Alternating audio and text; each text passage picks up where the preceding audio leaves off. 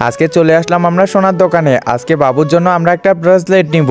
এই যে ম্যাডাম, এটা দেখেন, এটা অনেক সুন্দর হবে। আরে এটা দেখ রাজু, এটা পরিয়ে দেখি তো। আরে বা, এটা সুন্দরই লাগতেছে। আচ্ছা ম্যাডাম, এই মালাটা দেখেন। আচ্ছা ঠিক আছে।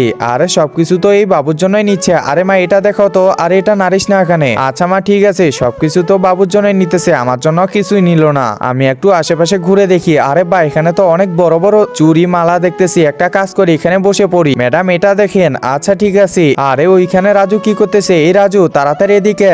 আচ্ছা ঠিক আছে, এখনই যাচ্ছি। এই যে দেখ ব্রেসলেট। আচ্ছা তোর হাতটা দেখি। আচ্ছা মা ঠিক আছে। আরে বাহ, তোকে তো অনেক সুন্দর লাগতেছে এটাতে। থ্যাংক ইউ মা। একজন মা কতটা আপন হয়ে থাকে, যার মানেই তাকে জিজ্ঞাসা করে দেখো। তো দেখা যাক বন্ধুরা, এই মায়ের জন্য কে ভিডিওটিতে লাইক এন্ড সাবস্ক্রাইব করে। আর যারা মাকে ভালোবাসো না, তারা ভিডিওটি থেকে দূরে থাকো। আচ্ছা আচ্ছা, দেখি দেখি, এখন খুলে দে। এটা খুলে দিব মানে? এটা না তুমি আমাকে দিলা। আরে যা সালা, এটা খুলে দিতে লাগবে। আরে থাক থাক, আমি তো তোর সাথে মজা করতেছিলাম, এটা তোর জন্যই। থ্যাংক ইউ মা, তুমি আমার জন্য অনেক কিছু করছো।